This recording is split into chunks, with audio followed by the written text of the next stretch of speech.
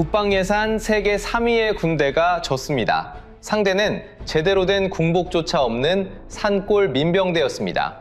사우디아라비아가 10년 동안 2만 5천 번 넘게 폭탄을 퍼부었는데 이 조직은 사라지기는커녕 예멘의 수도 사나를 점령했고 홍해 전체를 자기네 앞마당처럼 틀어막아 버렸습니다.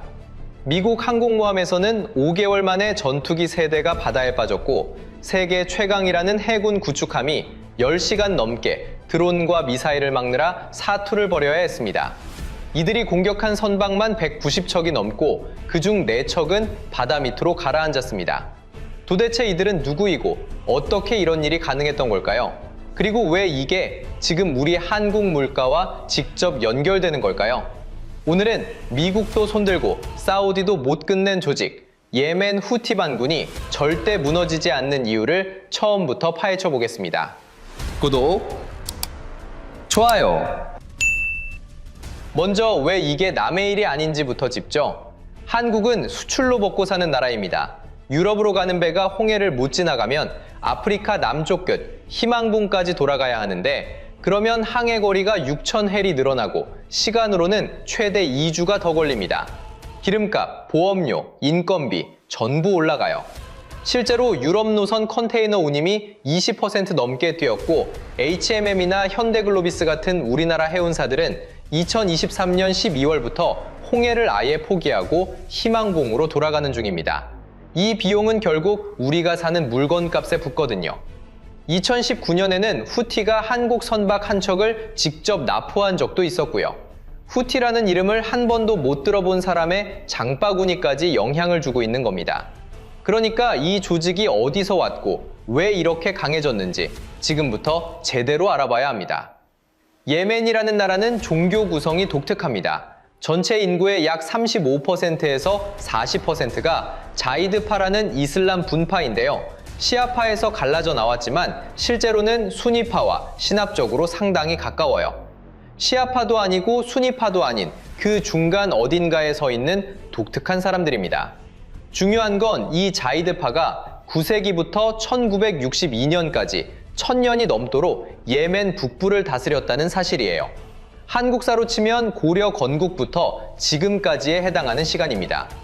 해발 1500m에서 2500m 사이의 험준한 산속에서 자기들만의 문화와 법과 정체성을 완전히 독자적으로 만들어낸 사람들이었습니다. 그런데 1990년대에 들어서면서 이 오랜 균형이 깨지기 시작합니다. 사우디아라비아가 돈을 들고 왔거든요. 사우디는 자국의 국교인 와하비즘, 쉽게 말해 수니파 중에서도 가장 보수적인 근본주의 이슬람을 예멘 전역에 퍼뜨리려 했습니다. 방법이 교묘했어요. 사하다 지역에만 수십 개의 와하비 계열 종교학교를 세웠는데 이 학교들이 전부 무료였습니다. 한국으로 치면 복매 서당이 수백 년째 이어지고 있는데 어느 날 외국 자본이 들어와서 최신 시설에 학비도 공짜인 학교를 옆에 쫙 세운 거예요. 당연히 가난한 집 아이들부터 그쪽으로 몰려갔습니다. 자이드파 청소년들이 하나둘씩 빠져나가면서 전통 교육기관들은 학생이 사라져 문을 닫기 시작했어요. 군사력이 아니라 교육으로 침투한 겁니다. 무료 학교를 하나 열 때마다 자이드파 학교가 하나씩 사라졌어요. 수백 년 이어져 온 종교적 정체성이 외부 자본과 교육 시스템에 의해 조용히 지워지고 있었던 거예요. 지역 원로들 사이에서는 이걸 전쟁보다 무서운 침략이라고 부르는 사람들이 있었습니다. 이 위기감 속에서 한 사람이 등장합니다. 후세인 바드레딘 알-후키. 예멘 북부 사하다 출신의 종교학자이자 1993년에는 국회의원까지 지낸 인물이었어요. 그는 자이드파의 교육이 무너지는 것을 지켜보면서 1990년대 말부터 믿는 청년이라는 뜻의 교육운동을 조용히 시작합니다. 처음 목적은 단순했어요. 캠프 형식으로 청소년들에게 자이드파 경전을 다시 가르치고 자기 뿌리를 알려주는 것. 무기도 없었고 구호도 없었습니다. 교실에서 시작된 조용한 운동이었어요. 그런데 2003년 미국이 이라크를 침공하면서 모든 게 바뀝니다. 이슬람 세계 전체의 반미 감정이 폭발했고 후세인 알-후티는 그 분노를 정치적 에너지로 바꾸기 시작합니다. 금요 예배가 끝나면 모스크 앞에 미국의 죽음을, 이스라엘의 죽음을 이라는 구호가 걸렸고 이게 사하다를 넘어 예멘 북부 전체로 퍼져나갔습니다. 예멘 정부는 이걸 가만두지 않았어요. 당시 대통령 살레는 이 운동을 이란과 연결된 전복 세력으로 규정하고 탄압에 나섰습니다. 2004년 6월 정부군이 후세인 알후티를 체포하기 위해 사하다로 들어왔습니다. 후세인 알후티는 선택의 기로에 섰죠. 순순히 잡히거나 아니면 싸우거나. 그는 싸우는 쪽을 택했습니다. 수천 명의 추종자들이 그를 따라 산으로 올라갔고 이게 후티 무장 조직의 첫 번째 전투가 됩니다. 정규 훈련 한 번 받아본 적 없는 사람들이 소총을 들고 정규군 앞에 선 거예요. 그런데 같은 해 9월 후세인 알후티가 교전 중에 사살됩니다. 보통은 여기서 끝나거든요. 한국의 동학 농민운동도 전봉준이 잡힌 뒤 급격히 힘을 잃었잖아요. 그런데 후티는 달랐습니다. 순교자를 얻은 조직이 오히려 더 단단하게 뭉쳤고 동생 압둘 말리크 알후티가 지위를 이어받으면서 조직은 죽은 형의 이름을 따서 후티라고 불리기 시작합니다. 공식 명칭은 안사르 알라, 번역하면 신의 지지자들이었습니다. 여기서부터가 진짜 중요합니다. 2004년부터 2010년까지 예멘 정부는 후티를 상대로 무려 6차례의 전면전을 벌였어요. 매번 공군 폭격에 지상군까지 총동원했는데 후티는 매번 살아남았습니다. 그냥 운이 좋았던 게 아니에요. 이들은 살아남는 법 자체를 시스템으로 만들었거든요. 어디서 매복해야 효과적인지, 어느 계곡으로 후퇴하면 안전한지, 보급을 어떻게 유지하는지를 6번의 전쟁을 치르면서 피를 흘리며 익힌 겁니다. 실전이 그들의 훈련소였어요. 그렇다면 후티는 어떻게 6번의 전쟁을 버텨낸 걸까요? 핵심은 지형에 있었습니다. 사하다 지역은 깊은 계곡들이 실처럼 복잡하게 얽힌 산악지대예요. 포장도로가 거의 없고 위에서 내려다봐도 계곡 깊은 곳까지는 시야가 닿지 않습니다. 밤낮 기온차가 극심해서 안개가 수시로 끼고 아무리 비싼 열화상 장비를 가져와도 제대로 작동을 안 했어요. 기갑 차량의 진입이 원천적으로 막히고 대규모 병력의 이동이 사실상 불가능한 환경입니다. 정규군에게는 악몽이지만 이 산에서 태어나고 자란 사람들에게는 완벽한 요새였죠. 어느 계곡이 몸을 감추기 좋은지, 어느 능선에서 시야가 트이는지, 어디로 빠지면 드론을 피할 수 있는지를 몸으로 알고 있는 겁니다. 한국전쟁 때 중국군이 장진호의 혹한과 산악지형을 이용해 미군을 포위했던 것 기억하시죠? 지형을 아는 쪽이 압도적으로 유리하다는 전쟁의 기본 원리. 그게 여기서 그대로 적용된 겁니다. 후티의 전술도 이 지형에 딱 맞춰져 있었어요. 핵심은 분산, 은폐, 기습. 고정 지휘부를 아예 두지 않았습니다. 부대를 소규모 단위로 쪼개서 각자 독립적으로 움직이게 했어요. 중앙이 파괴돼도 각 부대가 알아서 싸울 수 있는 구조. 머리를 잘라도 몸통이 계속 움직이는 시스템이었던 겁니다. 사우디 공군 조종사 입장에서 생각해보세요. 수백억짜리 전투기를 몰고 올라갔는데 어제까지 병력이 모여있던 계곡이 오늘은 텅 비어 있어요. 사람의 흔적은 있는데 사람은 없습니다. 이미 산 너머로 흩어진 뒤거든요. 폭탄을 떨어뜨리면 바위하고 흙만 날아가는 겁니다. 이게 하루도 빠짐없이 반복됐어요. 그리고 더 심각한 문제가 있었습니다.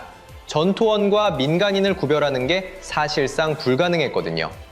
후티 전사들은 전투가 없을 때는 농사를 짓고 시장에서 차를 마시고 평범한 마을 사람으로 살았어요.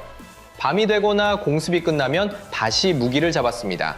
이 구조에서 폭격은 전투원이 아니라 마을 전체를 파괴하게 됐고 2015년에는 사하다의 국경 없는 의사회 병원이 공습으로 날아갔고 2016년에는 장례식장에 폭탄이 떨어져서 민간인이 140명 넘게 목숨을 잃었습니다. 유엔은 예멘 전쟁을 세계 최악의 인도주의 위기 중 하나로 규정했고 2023년까지 직간접 사망자가 37만 명을 넘었어요. 그런데 역설적이게도 살아남은 사람들은 후티 쪽으로 더 강하게 결집했습니다. 공습이 저항을 약화시킨 게 아니라 오히려 키운 거예요. 여기에 주민 네트워크가 더해졌습니다. 사우디 전투기가 어디서 오는지, 지상군이 어느 도로로 움직이는지 이런 정보가 산 곳곳에 사는 주민들을 통해 실시간으로 전달됐어요. 위성도 레이더도 아닌 사람이 후티의 정보망이었던 겁니다. 건물은 폭탄으로 부술 수 있지만 사람과 사람 사이의 신뢰는 폭탄으로 끊을 수 없습니다. 사우디 연합군이 마주한 가장 근본적인 문제가 바로 이거였어요. 하지만 이때까지 후티의 힘은 사다 일대 산악 지역에 한정돼 있었습니다. 나라 전체를 뒤흔들 기회는 아직 오지 않았어요. 그런데 2011년 아랍의 봄이 중동을 휩쓰면서 그 기회가 열립니다. 33년 동안 예멘을 철권 통치한 살레 대통령이 쫓겨났고 하디라는 인물이 새 대통령으로 올라왔는데 이 정권이 속이 텅 빈 껍데기였어요. 군은 파벌로 쪼개져 있었고 중앙정부의 명령이 지방까지 안 먹히는 곳이 수두룩했습니다. 후티는 이 권력 공백을 놓치지 않았습니다. 그리고 여기서 놀라운 선택을 합니다. 불과 몇 년 전까지 서로 총을 겨눴던 전직 대통령 살레와 손을 잡은 거예요. 왜냐하면 살레한테 충성하는 공화국 수비대 병력이 수만 명이었는데 이 사람들은 하디 정부 말을 안 듣고 살레의 말만 따랐거든요. 공동의 적, 즉 하디 정부와 사우디의 영향력에 맞서겠다는 명분 아래 적과 적이 손을 잡은 거예요. 이 네모칸 동맹이 예멘의 역사를 바꿔버립니다. 2014년 초부터 후티는 사하다를 넘어 주변 지방들을 하나씩 장악하기 시작했는데 이번에는 전투가 필요 없는 경우도 많았어요. 살레 계열의 군부대가 길을 비켜줬으니까요. 그리고 2014년 9월 21일 후티 전사들이 수도 사나에 진입합니다. 놀랍게도 대규모 전투가 없었습니다. 정규군끼리 맞붙는 대규모 전투 없이 수도가 허무하게 넘어간 거예요. 2015년 1월에는 대통령 관저까지 장악했고 하디는 남쪽 항구 도시 아덴으로 도망쳤습니다. 산골 종교교육운동에서 출발한 조직이 나라의 심장부를 차지한 순간이었습니다. 그런데 문제는 이게 사우디에게도 직접적인 위협이었다는 거예요. 후티는 이란과 가까운 시아파 계열 무장 조직입니다. 사우디 입장에서는 자기네 국경 바로 아래 이란의 우군이 나라 하나를 통째로 차지한 셈이에요. 옆집에 자기를 적대하는 세력이 들어앉은 거죠. 이에 사우디는 즉각 군사 개입을 결정합니다. 2015년 3월 26일 새벽, 사우디를 포함한 아랍연합군의 전투기들이 예멘 상공으로 쏟아졌어요. 미국은 정보 공유와 공중급유를 맡았고 영국은 무기를 팔면서 작전 자문까지 해줬습니다. F-15 유로파이터 같은 최신 전투기가 투입됐는데 사우디 국방부 고위 관계자는 외신 인터뷰에서 자신 있게 말했거든요. 몇 주면 충분하다고.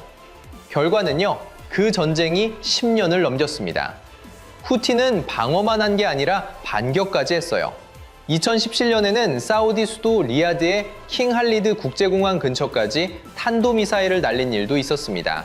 이건 단순한 공격이 아니라 우리가 너희 심장부를 때릴 수 있다는 메시지였어요. 그리고 2019년 9월 14일 전 세계가 멈추는 사건이 터집니다. 드론과 순항미사일로 사우디 아람코의 아브카이크 정유시설을 타격한 건데 여기가 사우디 원유의 거의 절반을 처리하는 세계 최대 석유 시설이에요. 이 한 번의 공격으로 하루 570만 배럴의 생산이 순식간에 멈춰버렸고 다음 날 국제 유가가 14% 넘게 폭등했습니다. 단 한 번의 작전이 전 세계 에너지 시장을 이 정도로 흔든 사례는 현대 전쟁사에서 거의 찾아볼 수 없습니다. 밖으로는 사우디를 상대로 반격하고 있었지만 그 사이 내부에서는 피바람이 불었습니다. 기억하시죠? 후티가 수도를 장악할 수 있었던 건 전직 대통령 살레와 손을 잡았기 때문이었어요. 그 살레가 2017년 12월 갑자기 TV에 나와서 후티와의 동맹을 끝내겠다고 선언합니다. 사우디 쪽으로 돌아서겠다는 거였어요. 쉽게 말하면 같이 전쟁을 치르던 파트너가 적 진영으로 넘어가겠다고 공개적으로 선언한 겁니다. 후티의 대응은 빨랐어요. 이틀 만에 사나 곳곳에서 총격전이 벌어졌고 살레는 도주하다가 후티 전사들에게 사살됐습니다. 33년간 예멘을 지배한 전직 대통령의 최후가 도로 위의 총탄이었어요. 이 사건이 보여준 건 단순합니다. 후티는 누구에게도 끌려다니는 조직이 아니라는 거예요. 필요하면 손을 잡지만 배신하면 대통령이었든 누구든 가차 없다는 겁니다. 이 시점을 전후해서 이란의 지원이 본격화됩니다. 이란 혁명수비대가 후티에게 탄도미사일 기술, 드론 제조법, 군사 훈련을 제공한 것으로 서방 정부 당국은 분석하고 있어요. UN 전문가 패널도 후티 무기의 부품이 이란산과 일치한다는 보고서를 여러 차례 냈습니다. 더 흥미로운 건 후티가 쏜 미사일에서 한글이 적힌 부품이 발견됐다는 거예요. 북한이 이란을 거쳐 무기를 넘겼다는 분석이 나온 겁니다. 후티의 사거리와 정확도는 해마다 올라갔고 타격 범위가 사우디 전역은 물론 홍해 전체로 넓어졌습니다. 2023년 10월 이스라엘과 하마스 전쟁이 터지면서 후티는 전 세계 무대에 올라섭니다. 팔레스타인 연대를 명분으로 홍해를 지나는 선박을 공격하기 시작한 건데 드론, 대함미사일, 자폭보트는 물론이고 헬기를 타고 배에 직접 올라타서 납포하는 일까지 벌어졌어요. 바브엘 만데브 해협은 홍해와 아덴만을 잇는 좁은 물길인데 가장 좁은 곳이 26km밖에 안 됩니다. 대형 선박이 실제로 지나갈 수 있는 폭은 고작 3.2km에 불과해요. 전 세계 해상 물동량의 약 12%가 이 좁은 목을 지나가는데 후티가 바로 그 목줄을 쥔 겁니다. 머스크, MSC 같은 세계 최대 해운사들이 줄줄이 홍해를 포기하고 아프리카 남단 희망봉으로 돌아갔습니다. 전체 선박의 70%에서 80%가 수에즈 운하 대신 희망봉을 택했어요. 테슬라는 부품 문제로 유럽 공장을 2주간 세웠고 이집트는 수에즈 운하 수입 급감으로 경제에 직격탄을 맞았습니다. 그런데 더 놀라운 건 후티가 이걸로 돈까지 벌었다는 거예요. 통행료를 내는 배는 안전하게 통과시켜주고 안 내는 배는 공격하는 방식으로 수십억 달러의 수익을 올린 것으로 알려져 있습니다. 21세기의 국가 수준의 조직이 이런 짓을 하고 있는데 그게 실제로 먹히고 있다는 게 충격적이죠. 미국이 가만히 있을 수 없었습니다. 2024년 1월 미영 연합군이 후티 거점에 포마호크 순항 미사일을 쏘며 직접 공습을 시작했어요. 그런데 공습 다음 날에도 후티 미사일은 홍해를 날아다녔습니다. 2025년 3월에는 트럼프 정부가 수위를 확 올려서 예멘 전역에 최소 40회의 대규모 공습을 퍼부었어요. 산하에만 8차례의 폭격이 이어졌고 항구, 연료시설, 지휘 거점까지 포함한 광범위한 타격이었습니다. 그런데 후티는 그 폭격을 맞으면서도 홍해의 미군 함정을 향해 드론과 미사일을 쏘는 걸 멈추지 않았어요. 결과적으로 미군도 피해를 피할 수 없었습니다. 항공모함 트루먼호에서는 5개월 만에 전투기 3대가 추락했고 미 하원에서는 한 세대 만에 가장 치열한 해상 전투를 치르고 있다는 우려가 나왔습니다. 결국 2025년 5월 미국이 후티와 휴전에 합의합니다. 그런데 내용이 기가 막혀요. 미국 배에 대한 공격만 중단하기로 한 겁니다. 다른 나라 배는요, 계속 공격 대상이에요. 사실상 미국이 먼저 손을 든 거나 마찬가지라는 분석이 나왔죠. 그리고 2026년 들어서 상황이 또 바뀝니다. 미국과 이스라엘이 이란을 직접 공습하면서 중동 전체가 전쟁에 들어갔는데 후티가 다시 움직인 거예요. 2026년 3월 28일, 후티는 이스라엘을 향해 탄도미사일과 드론을 발사하며 참전을 선언했습니다. 더 무서운 건 바브엘 만데브 해협 봉쇄 가능성까지 꺼냈다는 건데요. 이미 이란이 호르무즈 해협을 막은 상태에서 홍해까지 닫히면 아시아와 유럽을 잇는 바닷길 두 곳이 동시에 차단되는 겁니다. 국제 컨설팅 업체 유라시아 그룹은 이 경우 원유 가격이 배럴당 150달러를 넘을 수 있다고 경고했어요. 한국 정유사들이 호르무즈 봉쇄 이후 사우디 서쪽 홍해 연안의 얀부항을 통해 석유를 우회 수입하고 있었는데 그 길마저 막히면 기름값 폭등은 시간 문제입니다. 자, 이제 전체 그림을 보겠습니다. 후티는 강에서 살아남은 게 아닙니다. 정면으로 붙으면 진다는 걸 처음부터 알고 있었어요. 그래서 정면으로 붙지 않았습니다. 산이 방패가 됐고 흩어짐이 전술이 됐고 이웃이 레이더가 됐고 이란의 기술이 주먹이 됐습니다. 그리고 지금 후티는 그 이란의 통제에서도 벗어나고 있습니다. 영국 텔레그래프는 이란 관리의 말을 인용해서 후티가 더 이상 이란의 지시를 따르지 않는다고 전했어요.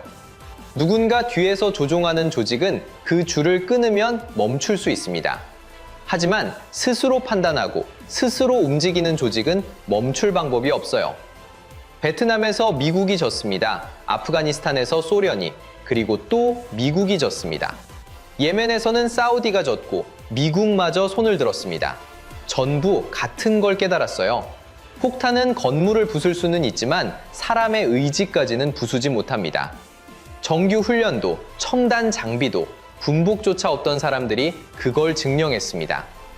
화력이 전쟁을 끝내던 시대는 끝났어요.